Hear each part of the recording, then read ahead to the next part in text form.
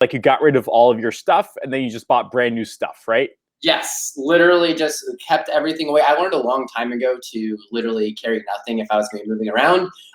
So Sema was living out of backpacks, and we got 6 suitcases, moved across the country, ended up in Boca Raton.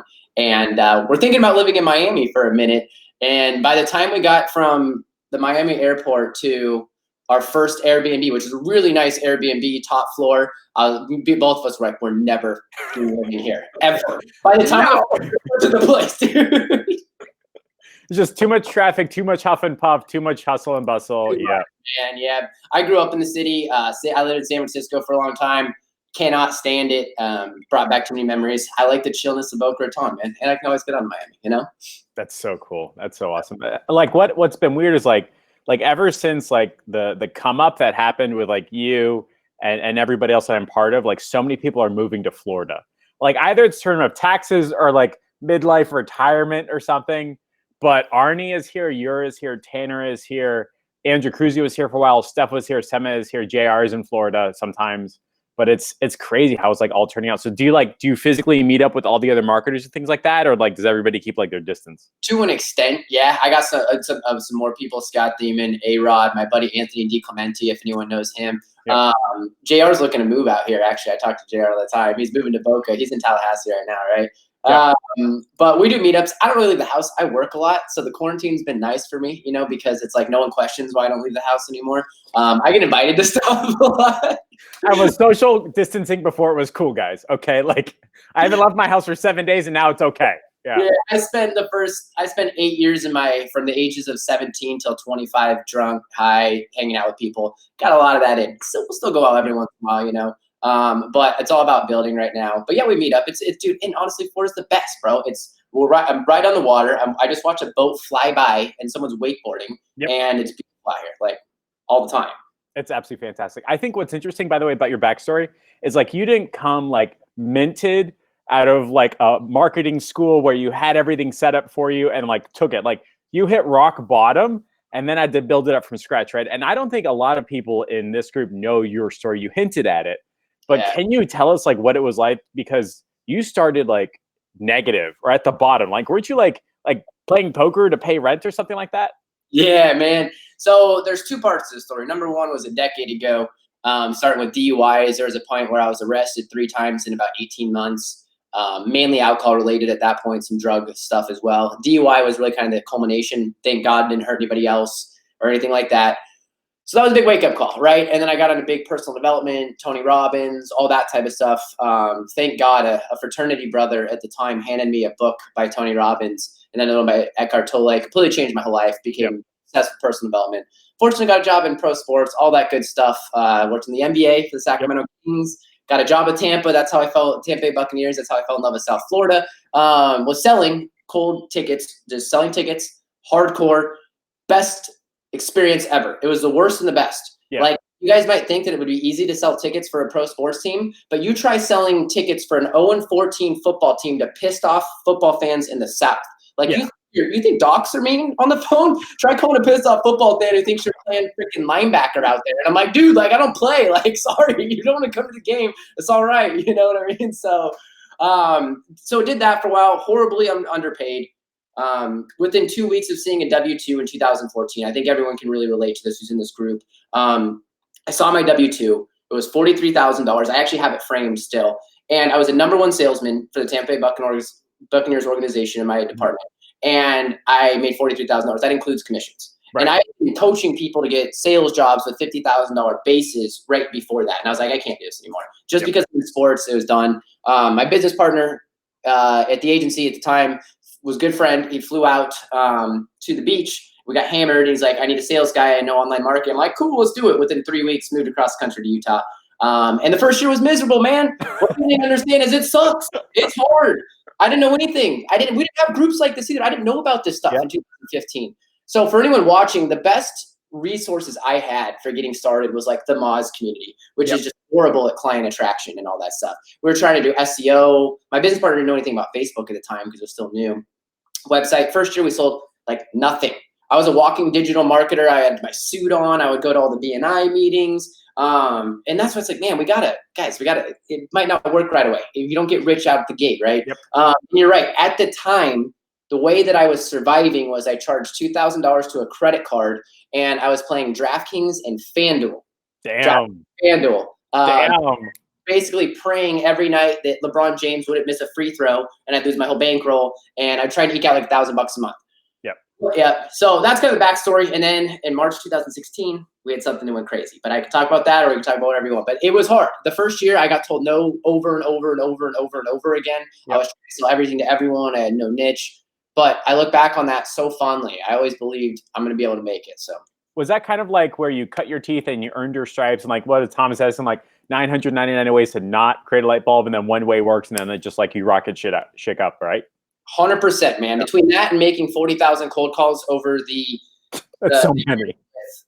We still hear 40,000 cold calls for the Bucks and the Kings, literally 150 dials a day. But yes, we've got it in. Like, what drives me nuts? And marketers are our own worst fucking enemy. And the worst enemies of people who are just getting started, right? And I'd be curious, let me know, or let Jeff know. I don't know exactly where everyone's going to be in this group. But if you're under 10K a month, under 20K a month, marketers are your worst enemy, because a ton of people out there saying, we're just going to automate your business and you're going to make $1 million next week. And you're going to be able to start a marketing agency and not have to learn anything about marketing and understand about business. And it's just like, dude, like, I'm all about systems and operations, but like, if you think it's going to be this easy, I got a bridge for you, right? Like, I saw literally an ad that's like, we're going to build you an agency that you can easily scale to 100K a month. They weren't even trying to say that they had to build it themselves or teach them, which is one thing. We're going to build it for you, just hand it to you. It's going to do 100K a month. Like, that's an ad that's running on Facebook right now. Yep. Freaking blows me away. So yes, it's going to be hard, guys. It's going to be hard to sell some business owners, and you might have to learn something and pick up a skill, but it's the best thing you could ever do is learn how to get a new customer, sell something, and market, because you never have to worry about eating again and putting food on the table if you figure that out. I think what was really interesting, and I remember seeing this at Billy Jean's when he spoke at Dan Henry's, like, the number one skill set will always be finding and getting customers and then selling them a thing that solves their problem. And that really changed my life, I think, because up to that point, I was the hustle and grind. I was the entrepreneur. I was wearing the logos that made me part of like the cool kids club, like my varsity letters or whatever, like tribe that I want to be part of. And that was making it about me instead of making it about like my clients and my customers and solving their problems in exchange for money. In the first 90 days of my agency experience, I sold a grand total of $0, like zero things. Because I was telling everybody like, yo, I do Facebook ads. You want Facebook ads? Like I was so proud of the fact that I could like click 5 or 6 things on Facebook and then look up a course. Like, I really wasn't willing to transform into the person and get my brain flexible enough to learn a skill set that my clients actually wanted, which was client getting skills, right? It just so happened that we use Facebook to do that, right? And it really blew my mind when he talked about that. And is that what happened to you in March of 2016, or was that something different? That's it, man. I learned a very simple thing. And this is the most important thing that, really you could ever say in business. A business is not about you. It is about solving problems. That is the way the global economy works. Is people wake up in the morning and they buy something to solve their problems. And that is as simple as buying toilet paper because you ran out, or you want to stock up and take it all liquidated. I don't know what people are doing recently. Or buying an agency to help them get new customers. We solve problems. And the more specific and the bigger problem you solve, the more money you're going to get. And I'm going to give you exactly what really blew us up. And we went from 0 to $1 million in 10 months and 1.7 million in our first 12 months after I figured this out. Yep. The specific you can get with the prompts, okay? We got a lot of Facebook ads people in here. I was talking to a chiropractor one day because, of course, I went out to chiropractors like everyone does. Yep. And they told me about a specific patient he was after. And he was after a patient that he could do that had arthritis of the knee, right? And that he could do a treatment on it called hyaluronic acid injections. Mm-hmm. And he talked about this treatment. And he's like, yeah, man, the government pays for it. It's insurance covered. Medicare covers it. Easy to sell, high margins, great for the patient, all this stuff. And I'm hearing him and I'm like, that's interesting. Mm-hmm. So after I got off the call with him, I was like, yeah, I had no idea if I could get him patient. I'm like, yeah, I'll send you knee pain patients in Medicare easy. We'll just put up an ad for 65 plus and hope we got something. Yeah. And it worked really good. But what was really powerful about this was I got to thinking, I'm like, wait a minute. If hyaluronic acid works for him, it probably works for every other chiropractor in the country. Yep. And I literally, so the way we blew up was I figured out that these guys wanted this type of patient. I knew how to get them those leads for it. And I literally went through and I searched, I would go to Google. This was before like I knew about scrapers, or I mean, man, I wish we had the tools today. It's so easy to market today, guys. It's been like 4 years. That's what's crazy. I sound like I'm old, right? Yeah. Like 4 years. Back in the day before we had the internet. Let me tell you how I ran internet ads, okay? Yeah. But man, time changes quick. But I literally looked for everybody who was offering hyaluronic acid on their website or arthritis of the knee. And I found all of them. And guess what? When I'm sending cold emails, because I know a lot of people here send cold emails or LinkedIn, my cold emails say, do you want more hyaluronic acid knee injection patients? Yep. Everyone else's cold email said, do you want more customers, or do you want more back cracks or more $21 discounts? Yep. Guess what they called? I got to a point where I was literally, I tracked this, 1.5 out of every 20 cold emails I would send, I would also attach a little video, a custom video to it. I did this the old school custom way, not necessarily spam. Was becoming a client at $2,000 a month, and they loved it. So that's how we freaking blew up, man. Solving one very specific problem. Understand, guys, it is all about solving problems. That's it. So you hinted at something that's like massively important, that Fortune 50 consultancy, which is called knowledge transfer. Hey, we solved this problem for this client over here. And then you go knowledge transfer shopping. Hey, would you like these results? Would you like these results? Would you like these results? And you end up getting like super duper specific about solving that one specific problem, which allows your clients to be happier, and your back end systems just like become copy and paste, like you're producing like Amazon. Like, you just ship packages all day long. You're doing the same exact thing. So it makes your back end a lot easier, right? 100%, man. Productize your service for a different year. It's so key. One of my biggest mistakes I made that first year was I would sell anybody anything that I thought they might want. I had no idea it was actually solving them a problem, right? Productize their service. And if you sell one package, it's easier fulfillment. It's easier to sell. It's easier to get to know your market. There's so many things about it. So cut off all the fluff and sell one thing that solves a problem. You don't have to be everything to everyone. So let's say that I'm starting out brand new, right? And I don't have the idea or the tools or the case studies to be like, hey, I solved this one problem. So like, how do I go to a client and be like, hey, can I solve a problem for you? Like how do I get to a point where I have that knowledge transfer, that case study, that proof of like, hey, we've done this, I want to do it for 10 other people. You know what I mean? Yeah, so there's a great question. And a lot of this depends on your market. If you have anybody, if you have any connections, if you know anything about sales, how good you are at sales. But what I want to do is just go back and pretend that you're horrible at sales. You've never collected money from anybody before. And I want to go to and say that you have no connections and no marketplace, right? So look, here's the deal. And I was just rereading Russell Brunson's books again.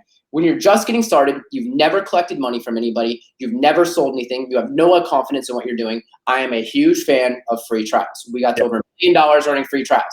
So go out there, tell them, offer to run for somebody to get free customers for them, right? Whatever niche it is, right? Pick 3 niches, start emailing them, LinkedIn, and whatever tool you want to use on that. And when you get them on the phone, you got to look at this as not just an opportunity to get a sale and get some reps in, okay? You need to dig deep. Yeah. What are your biggest problems? What are the types of customers that you want? Why didn't your last 17 marketing companies that you've been with in the last year work? Why are you bouncing around so much? Did all leads really suck? By the way, they don't, and we should talk about that at some point. But really dig in and use those conversations about it. And then from there, if you do have friends or family, ask for people in the market, right? Typically, if we're going after local businesses, we know somebody who knows somebody who's a financial advisor or insurance agent or lawyer. Get them on the phone. I literally ran this process in late 2018 for remodelers. I reached out to my network, and this was because I had no case studies or no testimonies or nothing. And I actually ran this in one of my programs, and ran ads for it. We closed deals. And it was after remodelers, complete opposite of doctors. I had nothing, right? And so what did I do? I reached out and I found some remodelers I could talk to through a network of friends. Didn't really try to sell anything. I put up a lead ad on Facebook, spent a couple $100, got them on the phone, told them, hey, I'm going to get you leads. And I went for the sale because, again, confidence is a big factor in all of this when you're just getting started, and was able to make a bunch of money with it. But it started with me doing some research and asking questions. Yeah. So your number one thing, be like, hey guys, if you don't know how to get started and get like your thing, like the thing you can solve, is just start having conversations with people and say like, what problem do you need solved? What hasn't worked for you before? Why did 18 other marketing agencies just totally bomb for you, right? I did the same exact thing with my current niche, which I can't share because I definitely learned not to share that in the public group. Thank you, everybody. But like I literally called up like my target industry, my target niche, and I talked to 10 of them on the phone. I was like, hey, I know you're running ads. I know you're running marketing. I'm student marketing. I need 30 seconds, then we're done. what's the number one thing you're looking for when it comes to your ads? Thanks so much, bye. That was it. 10 of those people gave me the same answer. Guess what? That's the direct ad, the direct copy, and my direct offer. Right?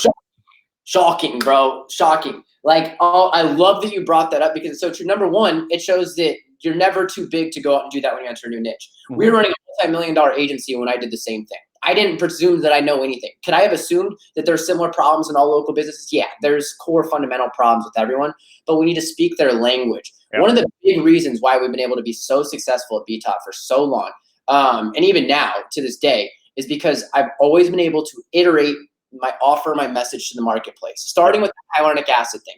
Then I moved into patients on demand, and I was one of the first people that I know of who advertised productizing their service. And then we moved into just show up and close. And then we moved into eliminate no-shows, right? You know why I built a whole branding funnel? This is where one of our 2 comic clubs came from, was a brand, eliminate no-shows. And I built this whole branding package. Guess what? Because everyone was complaining about no-shows. So I'm like, you know what? I'm going to go say I have the answer to no-shows. We're going to build this branding thing. And guess what? The ads worked. And then it was building a full real practice. And now it's the COVID response. So I mean, I've iterated and built like 15 different front-end offers and funnels to pull people into my world. And I'm always changing my product based on their response and what I'm seeing in the marketplace, because I always got to stay ahead.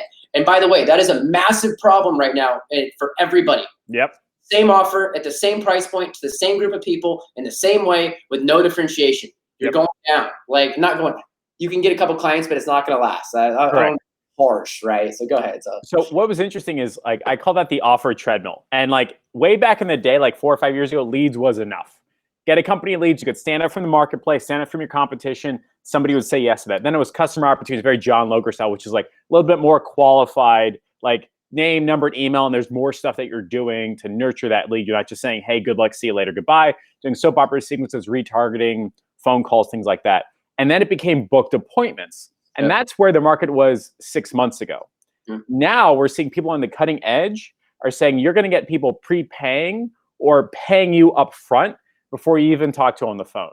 And that is like, that's the upcoming masterclass that we're doing, like Idris and the pandemic masterclass. That's like really proving it. But your version of the offer treadmill is actually getting in touch with the clients and talking to them. So like, do you have like every 30 days you do like a customer research thing, or you're always talking to your clients, or how do you know that you're always staying on that cutting edge of solving their problems? Always listening to them and always testing new iterations. So we basically evolved into a consulting agency that does done-for-you marketing. We still do done-for-you ads, no question. So we're constantly hearing from our doctors. So we coach the doctors. And I love the prepaid model, and that's definitely a huge thing. But what we got to understand, I want to almost take this all the way back. And I want to share why the local business marketing agency thing is such a struggle to keep the retention. What we've got to understand, and this is especially important if you're new and you haven't been around the block to see just how poorly these guys run businesses. And I mean that with the utmost respect, right? I'm not freaking God, but like what's happening is they think they want more water in the bucket. But what happens is when you pour more water in the bucket, it's literally just flooding everything else, and they're drowning, and you're literally murdering them by sending them more leads. So the problem is almost never the leads. The problem is almost always their internal processes and what they've got going on. And that's why we have to keep doing more and more for them, right? Prepaying, getting the book, that's why these things are great. But we first got to understand why it's failing in the first place. And especially if you're doing Facebook ads, it's a cold lead. Nobody knows how to sell. And we've got to get them to realize that this is a real process. Take them down what the actual customer journey is. So one of the big things that we do that's changed everything is explaining to people the difference between a cold lead and a referral lead. You think that would be common sense, but it's not, right? I mean, how we get to a point where, and I don't know how deep I want to go on this, but like we actually coach them on their margins, on their profitability, on a lot of different stuff. I started coaching a doctor at one point last year, and we were looking at her package, and she was selling a $4,000 package, and she was losing money on. And I'm like, do you never really put this together? And this happens all the time, dude. They don't know their top end margins. They don't know their true margins. They don't know it. They just see revenue, and they don't know what's going on in between. They don't know how much casting them. They don't know how much anything is. So just understand that like the businesses that we're marketing for don't know anything about business. So does that mean the vast majority of people are like, hey, I need marketing, I need more leads, are more like technicians that happen to own a business rather than like real life business owners? Is that correct? 100%. E-myth. Yeah. Everybody. So like, if that's correct, and I'm saying that it is, right? Like if that's correct, then that means the value out of an agency isn't just a lead gen, but full on business consulting. Is that correct? And just lead gen is how you get them into your world. Is that right? 100%, man. If you want to keep people, if you don't want to hate your clients, I'm sure there's plenty of people in here who go through mega churn, who have gotten frustrated with clients. Let me know in the comments, or let me and Jeff know if you ever had a client that you sent a bunch of leads to and then blamed you for poor quality leads. Just let that happen. When you secret shop them and they literally just don't even call the lead or don't pick up, or Becky hangs up on them or whatever, right? By the way, if you're not secret shopping your clients, secret shop all your clients. Get the ammo ahead of time, because they never want to believe that Becky or their wife is the worst part of their business. That's the worst. When the wife handles the leads, look out, because then you're like causing rifts in the relationship. And it's bad, right? We've had so many front desks just fired. So anyways, the key here, if we want to really take a different position on the marketplace and stop this dislike, right? Because we're in a situation where if you've been in the game long enough, you start to grow really, I don't say loathsome, but it can be very tiring to deal with clients. There was a point in mid-2018, as I brought up earlier, we went after remodelers for a minute, where I was so sick of the doctors and so sick of, like, you guys don't get it. Like, you just got to call the lead. Like, come on, bro. You just call the lead.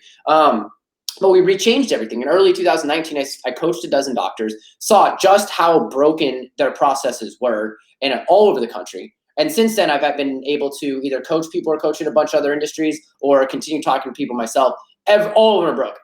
If sub $5 million, sub $2 million, business is broken. Just know that. In regards to the sales process, they might be able to fulfill really good, but their process is broken. So being able to become like a growth partner is absolutely critical, because it differentiate you from the lead generators that are out there. Because when you're a lead generator, and that's a lot of people in here right now, and that's okay. I was too. Well, we all were, right? We're in a race to the bottom right now, because someone's going to come in and do it for $500, and then they're going to do it for $300. And really what's going to happen is everyone's going to be pushed out of business, and your margins are going to be gone, because the person who's doing it at $500 can't profitably scale it past $50K a month, because he doesn't understand the margins when it actually has to grow up. There's a great book called, I think it's like Bigger Margins. Oh boy, I got to get it. Oh man. There's a great book, Bigger Margins, something like that. I'll have to look it up afterwards. They talk about how when you're price war, and other people are comparing their pricing to you, most people price themselves out of the market. That's why most businesses fail. Because they think, oh, well, XYZ is doing it at this margin, I need to do it too. And it's like, no, you don't understand. XYZ is 6 months away from going bankrupt because they can't afford to do it, or it's going to be one solo guy who's going to give himself a aneurysm trying to handle all this himself and never hire help, right? Only a matter of time. And most of us, when we get started, and this is not anything against anything, but we only think about short term. We don't play the long-term game, and that's okay. Especially if you need to get money and cash on the table, like that's good. Go out and get the cash, right? But I want to share a little bit about the long term of the market, because the other thing is saturation, right? Everyone's worried about that. Well, your saturation is if you don't have a unique twist or unique offer on the market, and it needs to really help people out. And as soon as your lead costs go up, which they will for a month, if you're only a lead generator, they're going to go find someone else who can do it cheaper, and that's the worst place to be. So that's where you come in and you say, hey, we're not just a lead gen company, but we're a company that will stop no-shows. We'll come in and increase your margins, increase the quality of your patients, and ultimately help you make more money. And that is more like chasing revenue instead of trying to lower costs. When that happens, people will pay you more money for more revenue versus like, hey, I want to pay you less money for less cost kind of relationship, right? Conversation changes. Completely different. People look at you differently. 100%. And some people who are just getting started be like, man, I don't know all these things. That's okay. I didn't know either, right? But you just want to evolve towards this. You need to ask specific questions to your clients, especially if they're smart clients, right? You're asking smart clients, what are your margins per patient? How much are you paying to fulfill? What's your typical overhead for nurse practitioners? And guess what? You get that information, you write it down, you regurgitate that on your next sales call. And to someone who's not as intelligent, they're going to be like, oh my God, he gets me. He gets me. You know what I mean? And it changes everything. The questions you ask and the way you run your qualifying call changes everything. And I'm going to say something right now. Your retention is 95% determined by how you sell somebody and the demo that you give them. Now, obviously, you have to be in touch and get leads, but a majority of your attention is going to be all about your sales process. And most of us is like, oh, I'm going to get you 1 billion leads. We're going to make so much money. It's going to be awesome, right? No. Our process is like, you're barely going to make any money. Your business sucks. And now the way we get them to say their business sucks, we don't actually tell them. What we do is we ask them questions. I live by philosophy and a saying. Okay. I don't tell people that they need me. I ask them questions to get them to realize they need me. Yep. Start asking. I'll give you guys a couple good ones really quick. Okay. Next time you're on a call with like a doctor or something, put in there, what's your average response time to lead? Right. This is especially important when they say that, oh, I've tried 37 marketing companies in 6 months and they all suck. Okay. What was your average response time? What was your show rate? No show rate. What's your average CPA? When was the last time that you listened to your staff's phone calls and checked things out? Oh, really? Because I've heard that, I've literally what we've seen, this is true data. We've had hundreds of thousands of phone calls coming to our agency. 60% last time we looked were unanswered during business hours. No way, Nick. There's no way my business would ever do that. Ever. You guys should also secret shop before your calls too. So secret shop someone so you've got ammo and you go into this. Because you can just go ahead and assume that they're going to butcher it. And also understand what's good for scripting and testing things in your market as well. I understand it sounds like I'm sharing a lot here, but like I know that there's people out there who say that this is going to be like an easy push button, make $1 billion type business, but that's not, I haven't seen it. Show me, right? Maybe I'm wrong. I don't know. I'm not saying you can't get to a point where you have freedom and systems and a team and it can be very lucrative. Absolutely can be. But like, you got to understand this stuff, So what's interesting is you were the first person that really broke my brain about paid ad client acquisition. Mm-hmm. And like up until then, it was just like organic or relationship or in-person events, which is my background. And the first person I paid money to just reinforced that. But you're the first person that was like, nah, ads, VSL, have a good time. And are you comfortable talking about like what makes such an ad VSL qualifying call work so well to establish like a long-term business relationship? Or is that something to keep just for like the Crusaders only? Nah, man, let's talk about it for a minute. You know what I mean? It's there's a lot of intricacies, but here's the deal. If you want to have a much better time and you want to be able to consistently scale and grow and have much better positioning on your phone calls and much better conversations, learning how to run ads and pre-frame them ahead of time before they get on the call and already have some sort of belief and understanding of who you are completely changes the game. Yep. It forever blow my mind for people who are over 10K, 20K, 30K a month, right? If you're just getting started, I get it, and especially if cash is tight. But if you're over 10K, 15K, 20K, and you're not running ads, it's like, well, we're telling our clients we need to run ads and pay to acquire our clients. Why aren't we? What's going on there? And It's really not that hard. It is. You just need to have a good message. You just need to understand like how to take a unique offer and twist in your market. So I started running ads. So mid 2017, I've been getting a lot of our clients through the cold email and sending a video and a follow-up and all this type of stuff. And I knew nobody, approximately 0 people who were running ads to get their own inbound local agency clients at that point. Yep. And I had remembered telling myself, we're getting ready to hire a sales guy.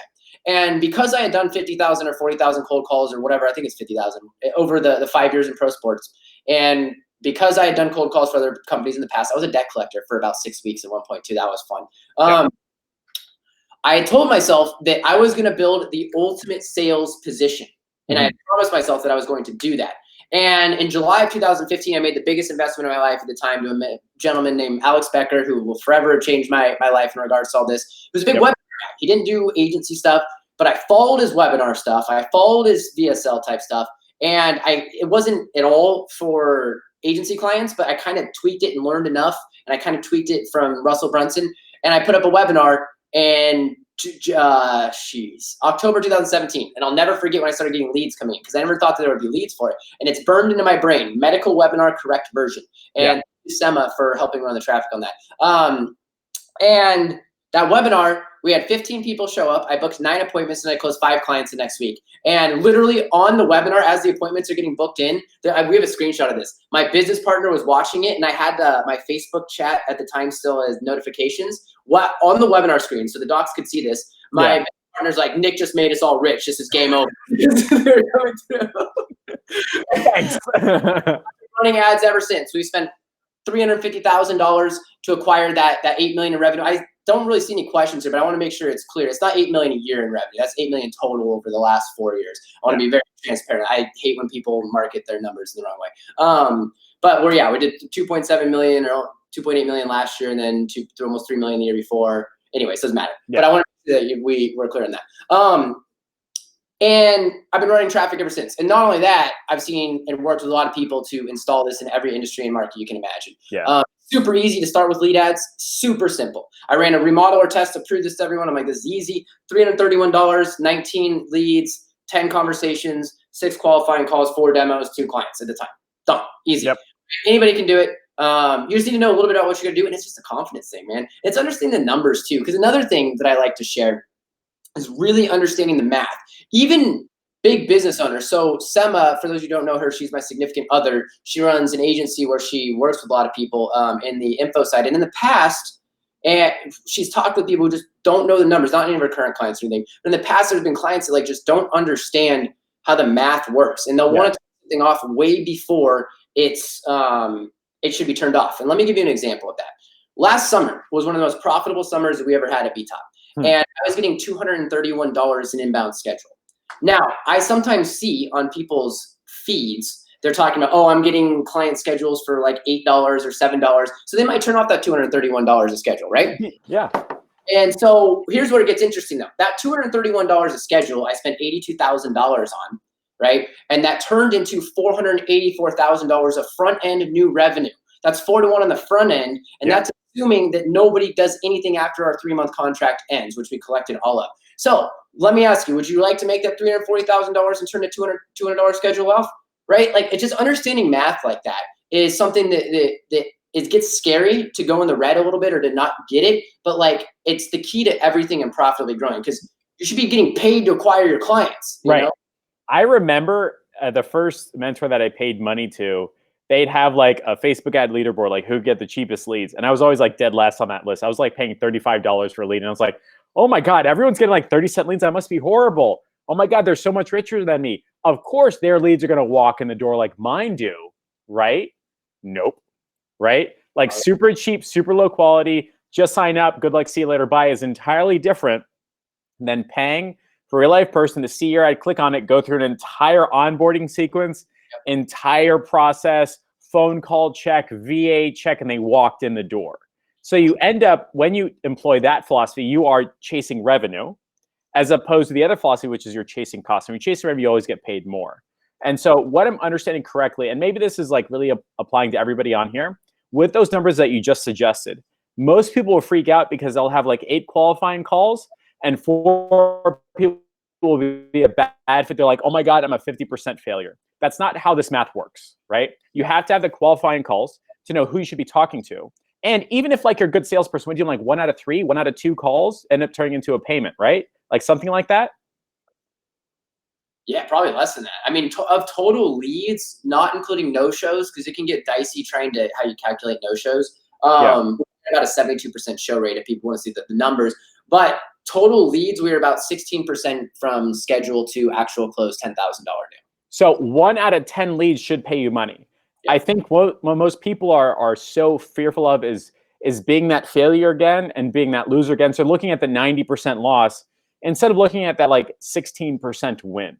And with my agency leads, I know like 1 out of 5 demos is going to close, right? I got to get through the 4 bad ones really first, and then we're going to close. And because I started taking that approach, and between your training, the other trainings that I've invested in, taken seriously, 1 out of, but let me rephrase that. Every single week for 4 weeks in a row, I've closed a $2,000 client. And you helped me like do the tweaks and the identity shift. I was like, oh, that's so fucking smart.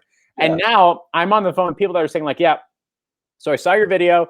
I understand how it works. That's what I want. I just want, 2 or 3 more questions and I'm ready to sign up. And that's a type of like sales conversation that you want. And that happens because in the VSL and in the qualifying calls, I'm not trying to make myself the expert. I'm just trying to identify problems in their business and say like, hey, I understand that your margins are like, 18, 19%. We've got 5 or 6 other niche specific clients not too far from you that have 40 to 50% margins. Are you interested in moving that number in the right direction? Right? Now I'm not trying to push leads. Now I'm customizing my offer to fix their business problems. And honestly, like if the guy like makes twice as much money, he's going to keep paying me. We're going to send more leads that are worth 10 times as much. I think that's about what you're talking about, right?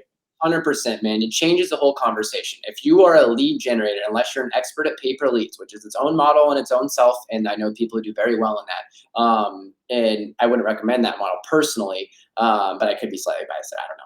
I think it's a tough business to get in. When you talk to people about their margins and you start asking questions and realize how broken things are and opening up new ideas, changes everything. On our pitch deck, on our demo, there's 1 slide that has pictures of the ads. The rest of it's all about the process and the journey and closing patients and all this stuff. Yep. What's fine about it, right? Now, depending on what you can offer, you might change it up a little bit, but that's the thing. It's exactly what you're saying here. Hey, I can help you get your margins better. Nobody's talking about that. Because here's the thing, guys. Most businesses think that some magical unicorn lead is going to save their life, and it's not. And it's not going to save yours either, honestly. So depending on what other people said, like, it's just good fundamentals, knowing the market that you're going after and really understanding how to psychologically sell them is the absolute key, you know? The mistake that I've seen a lot of people make is they get niche fear and niche regret. And like what I'm trying to do is just expertise by doing. Like you get better at basketball by playing basketball. It's really, really hard to be a basketball expert by reading it, right? So like, is that your similar philosophy, or are there like industry specific books that you tried to go through? You just said like, hey, let's just talk to more people and find the pattern so I'm better at the next sales call. I'm all about jumping in. At the time that I went to coach, that I reached out to about a dozen of our doctors. Again, we've been doing a couple $1 million for a year. I was doing just fine. And we could have had a team member do that. I could have, tried to send someone else. I didn't particularly want to spend 12 hours a week talking to doctors, again, digging in about their process. But that's exactly how I learned. That's how I learned to set up, how they answered the phones, how they trained their front staff, how much they paid people, what their margins were, where their vendors went from, how they typically walked. Like, here's the little things that nobody thinks about, right, when it comes to marketing. And this is where you're sending your leads to. And this is, I'll give you a great stat on this, okay? So there's a stat that goes out when you walk into a doctor's office. You know how there's usually a window over there, right, where you have it open it up and there's a door that people can walk around and all that. They did crazy numbers on this. And they found that there's 3 different ways that offices typically handle that. Number 1, Betsy, who's angry and pissed, sits behind the counter and just calls you up, hey, here, fill this out, doesn't stand up, doesn't do anything. And then when it's your turn, she says, Daryl, time to go on back, right, or whatever your name is, right? So that's option number 1, and that's a lot of people, more than we'd like to admit. The next option is Betsy comes in and she's nice enough and she smiles, and then when it's your turn, she at least walks to the door, opens the door and says, hey, Sally, will you come on back? Okay, that's option number 2. And now here's option number 3. Okay, and I learned this from Dan Kennedy, by the way, and everyone should be studying Dan Kennedy. Option number 3 is Betsy, not only does she greet them, she fills them out, she walks out and brings them the paperwork when they walk in, make them walk through, right? And then when it's their time to come, she'll actually walk out of the office door, come out, shake their hand, so great to meet you, and then walk them back. And that little, like 20 steps can increase conversions by 25% with all else things being equal. Literally just that. And no one else thinks about, what about your office tours? How are you taking around the office? Are you pre-selling for medical offices specifically, right? And they have this type of stuff in every market. I just happen to know the medical industry. Yeah. Are they pre-selling people on the tour? How are they showing? What rooms are they showing people? Or are they just putting people in a dark room and letting them hang out for 20 minutes, not telling them when they're next to back? And they're getting pissed and angry for no reason because nobody's talking to them in a corner. Family medicine doctors are the worst at this. Like, you walk into you just don't know, is anyone going to help me? Like, what's going on here? Do you think that puts people in a mood to buy and give cash services? Hell no. The only reason it works for family medicine doctors is because there's no other fucking choice, and you don't want to go down the road and find someone else for your insurance. But when you're selling cash services or integrated medical or med spas, like, nobody's thinking about these things. This is the same thing that goes for HVAC services, in-home services. How are your guys dressed? How are they showing up to the house? Do you have salespeople, or are you having your technicians try and sell people, right? What's going on with that side of things? All these little things is where the biggest wins can come in. You combine that with the ability to run ads, the ability to get them online, ability to put good leads in the door. You get so much better. So you just hinted at something massively powerful, which I think I just call like the client academy, because the mistake everybody makes is saying, I just run lead gen and service. You actually run a business consulting company that happens to get people in the door with lead gen, right? So you have like a client academy or a coaching program that your clients are part of, right? So like when they're paying for it, it's not just for leads, but it's business structuring to have those types of conversations and knowledge transfer, right? So like, can you go into that? Like what does that mean for somebody who's never seen it or experienced it, right?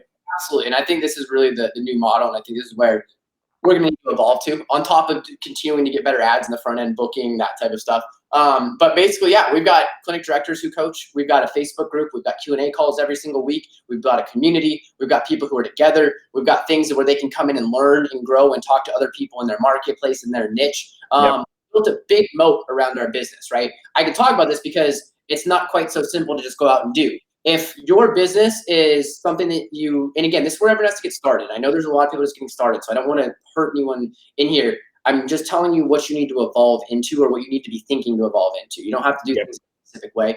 But understand that if you get to a point where you just have an ad and a landing page, and that's all you got, like, it's very easy for someone to come in and outbeat you on that. Very easy. So you want to be thinking about a moat the entire time. Right now, I got a giant moat around our business. It would be very difficult to duplicate what we do without knowing the specific steps and processes we took to get there. Right. And so that's what I mean by consulting. And we sell that. We sell that as part of our front end. Because what a lot of people do, and we actually made this mistake 2 years ago when we first tried to put staff training together, was we put together staff training, but it really wasn't very good. It was kind of based on what we thought about it. Kind of hinted at it on the sales process, but it wasn't really sold. And nobody watched it, right? And some of you guys might have been attempting some of the things I'm talking about here, but you've got to sell it hard. And the only way you can do that is by asking them questions that cause them a ton of pain on the front end and get them excited about actually going through and watching it. Because when you're selling a doctor or any business owner, the last thing they want to do is sit down and go through a bunch of hours of training and all that stuff. We have to make it uber important and dangle a big hook for them in order to do it. Yeah. So if I understand correctly, you actually have a coaching program. Yes. Lead gen gets them in the coaching program. You got business consultants, you got coaches and all that. So does that mean that, like, let's just say you have like a bad, I don't know, March or whatever. Your client isn't going to drop you because you had a bad March. They've got all this other stuff going on. They're going, all right, so leads are down, whatever. I still got my weekly coaching calls. I'm still figuring out how to fire Betsy. You're still doing the qualifiers. You're still doing blah, blah, blah. You're still doing all the other stuff, right? Absolutely. And it's because we coach them on also understanding the math and the numbers, and that Facebook goes up and down, and that leads can go up and down, and that not everything is some magical unicorn. One of the first videos you haven't watched is a video I put together where I'm kind of borderline mean. And I'm usually a really nice guy. You've been around me. I'm a pretty nice guy. I feel like, anyways. I don't know. I don't really get mad very much, but I put this video together when I was pissed. The people inside the Crusader programs have seen this one, but it's called The Myth of Lead Quality. Have you seen that one? I don't know if you ever watched that one I put together. Yet. It's called The Myth of Lead Quality. And it basically just berates people for saying and blaming marketers for them being the problem. This is like the first video they watch when they come into the program, right? And it's just like, this sucks. And it really is. It's all about the identity shift. You brought it up earlier, and we haven't really talked about it. And I don't know if we'll have time in this call, but like what it does is it's talking about how 7-figure practice owners and business owners view leads versus everybody else. Yeah. And if they're not a 7-figure practice owner, my goal is to try and place that identity of a 7-figure practice owner inside of their head. And in order to do that, more leads isn't what's going to get them there. That's not their problem. Their problem is how they view the leads. Their problem is thinking that, if they get 2, 3, 4, 5 bad leads in a row, that all the leads suck and they're going to give up. Their problem is thinking that there's some magical unicorn out there. Their problem is not knowing their profit profitability. Their problem is not knowing the margins, all that type of stuff, right? Yeah. And I think that this can sound a little advanced for some people. I really want to let you guys know that this is like, you learn these things as you go along. The key is to pay attention, ask questions, and really get started, right? Because you're going to easily be able to go out and get a couple clients if you know the type of customers they want, just by running your typical cold email, LinkedIn stuff. What I'm talking here is building a company that lasts and having long-term retention that's more than 3 months, 2 months. We doubled our retention rate last year and doubled our profits. Yep. Because in late 2018, I sat down with my business partner and he said something to me that forever can change my world. And it's why I had the energy and wanted to go out and coach these doctors at the beginning of 2019. He said, Nick, if we had kept each client that we sold in 2018 2 months longer, we would have made an extra $701,000 in our pockets. And that would be profit, bottom line. And I was just like, because we sold like 160 clients, because I'm really good at selling shit, right? And putting funnels and all that. So then I'm like, okay, we got to resell everything. In 2019, now we've got a $3,500 setup fee, and we've got we sell long-term contracts, and we got people and hooks, all those things that we had to evolve into. And it's a much better relationship with the client as well. And I'll give you a quick example of what you just said, right? One of the things that we want to do is attach money to meeting with us before our leads turn on, right? And there's several ways that we're able to do that. Maybe it's a reactivation campaign. The best one is when they take our sales scripts, and we've got testimonials of people doing this. They'll take our sales scripts, they'll implement it on either organic traffic or leads that are already walking in the door, and then they'll make a post in the Facebook group like, I just made $8,000 using your script verbatim. And we have testimonials of this. You think that person sees us only as a lead generator now? No, now they've attached the $8,000 to us just for freaking giving them a script. Yeah. Right? So the more that we can attach value to people, and I'm about to share something that I normally only share with my mastermind people, and it's going to sound very simple, but I implore all of you to never forget this, okay? It's not about your product. It's not about your product or how good your product is, okay? It's about how people use your product and how they feel about your product. That's all that matters. You could send in the best leads in the world. If Betsy at the front desk doesn't pick up the leads, doesn't matter. So they're not using it. So forced adoption, forced results are huge. But also how they feel about it's important. Because guess what? You could get somebody, put a comment in the chat, and Jeff, you let me know how many times you got somebody 10-1 and all of a sudden they wanted 20-1 and they're pissed. Yeah. Right? They leave. It's insane.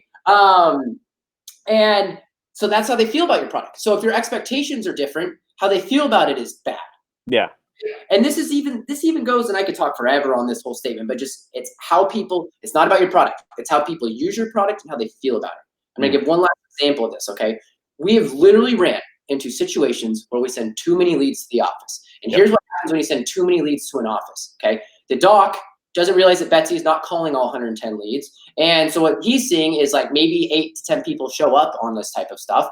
And in his head now, there's 100 leads. Betsy didn't follow up with any of them, right? Only 8 people showed up. And then maybe he ran into one that had Medicaid. And then all of a sudden, all the leads suck. All of them. You know, that's exactly how it works. So you can overwhelm, you can literally send too many leads to an office. And then how they feel about your product, oh, I don't want to have to sort through all the leads. It's too much work. So again, their feelings go down on the product. People don't buy things logically, ever. Nobody. Not you, not me, nobody. It's always emotionally. So if you're not paying attention to the emotions of how people feel about your product, then you're in for a long one. It's something to be aware of. And I get it, you guys are new and a lot of people in that, but anyways, go ahead. Yeah, this is just part of like someone's journey. Just for everybody watching this, like, oh my God, there's so much. Yeah, man, this is 4 years summarized in less than 60 minutes, right? Like there's no way you're going to keep up. I get it. Just, it's like a taste of what's down the line. But something that you mentioned super massively powerful, and people are going to sleep on this. Something that I took from you when you and I got on the phone, you're like, you need a cash campaign. And that's exactly what you mentioned with like the script, right? And Frank Kern has one, you have one, I have one, Dan Kennedy has one. It's like how you get your client like immediate fast results, a domino effect to make them say, like, all right, it's worth paying you again, completing those payments, signing on for the next month, the next month, the next month. I instituted that in my sales deck, and 2 people bought. They're like, I like that. Yeah, I like that idea. I was like, great. When we start working together, that's the first thing you get access to. You got it, right? It's really not that hard. But having like a cash campaign that gets them an immediate win, gets them, guess what, feeling a whole lot better. Like a whole lot better versus just a normal lead gen company. Most businesses are actually incurring an obligation. I've got to call everybody back. I've got to yell at my front desk. I've got to sort and deal with. So what you're doing is you're giving them a reason to not renew, because I've got 100 leads. I haven't called everybody back. So like, I can't take on more leads. Oh my God, this is horrible. Versus like giving someone the opportunity to make an F ton of money quickly. Like, okay, I want more of this. And now they're open to the idea of working with you again, open to the idea of taking the next step. And if you've got your client academy, which is what I'm building up for my niche now, you don't have to guide them through the next step. Step number 1, use these scripts. Step number 2, now that you've used these scripts, you can call people back with this. Step number 3, and now your client is like, this is the most amazing thing ever. And the reason why they feel that is because you simply talked to everyone in their industry, found out the problems, and built out a coaching program or client academy that solves that consistently, repeatedly, and reliably. It's not hard if you know what to do, right? It's not. It really isn't. It's just following a standard process. And I want to give a little bit of insight, and I think this is going to be really valuable for everybody. And I know that I have a tendency to throw a lot on people, so I know that there's been a lot that's gone on here. I hope you get a couple takeaways with everybody. But look at other industries and what they're doing. So where I got from, I started looking at what are the best coaching programs doing? What are the best consulting people doing? How are they keeping stuff in? You know, I've learned from guys like Becker and Sam Ovens and Hermosi and all these guys, right? Look at what other industries are doing. Nobody's really doing that. And you can really learn so much. And I'll give one other thing where people can get quick wins outside of a reactivation campaign, because I think a lot of people know about that. If you teach people a referral process, you can get immediate wins on that, on their people that are coming in. If you say, hey, send a direct mail piece to 50 of your best clients at home, let them know what's going on, easy win, right? Teach them how to quickly do an upsell while they're there. One thing that most prospects in any business don't know how to do is cross-sell or upsell. So understand what other services they can do and teach them how to package those services together. And again, this doesn't matter what industry you're in, and all that. And the biggest thing is, you guys, I highly recommend, I think that this is big. Understand marketing, understand margins, understand conversions, understand sales. You got to go in on that. Be careful trying to outsource everything you do. Do I think that you should be setting up Facebook ad campaigns when you got 30 clients? Absolutely not. But do I think you should be able to go in there and maybe help lead some coffee? Yeah, probably. You know, it's going to save your ass a lot if you know how to sell and you know marketing, you know business margins. Because what you start to see is all the industries are the same. They're literally the same. There's intricacies are slightly different. Maybe you drive to a service call, maybe you come into an office, but like everything virtually operates the same. Yep. For local businesses. Now, 10 million plus corporations, different. Okay, I'm talking local business, sub $10 million a year companies.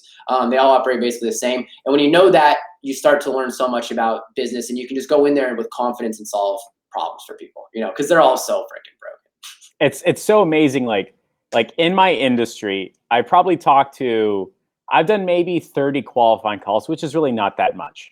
That's just one a day, every day for a month. By the fourth qualifying call, I had already a good idea of what his answers were. By the 10th qualifying call, I was telling him what his answers should be, right? And what's funny is that like if down the line somebody cancels for whatever reason, I can fix that and pre-conquer that objection in the onboarding call or in the qualifying call document, ask a very specific question that makes you like, I need to fix that in my business. So Mr. Johnson, like how many of your customers are buying more than one product? What do you mean, Jeff? Well, every other client industry niche that I've talked to that's massively successful, that has 10 to 15,000 customers every single month, they've got cross-selling. Do you have something like that in your business? Oh, no idea. If we had that and we built that out, would you make more money if we worked together? Oh, that would be amazing. Game over. Different conversation. Talking to him about marketing. That's like really learning marketing. I know a lot of people got started with a lot of courses that said put up an ad and you're going to get rich overnight. And that's fine. You can get started with it, no question. And I'm glad they brought you into an amazing world because this is like the greatest business ever. I'm obsessed with agencies. I'm obsessed with marketing. I'm obsessed with all this stuff because there's so much opportunity as well. As the market starts to open up again, like we have an even bigger pool to play with people who don't know what's going on online, because all the people who refused to go online before are now going to be going online. So there's huge opportunity and wave coming in. So if you fear saturation, I promise you there's no saturation.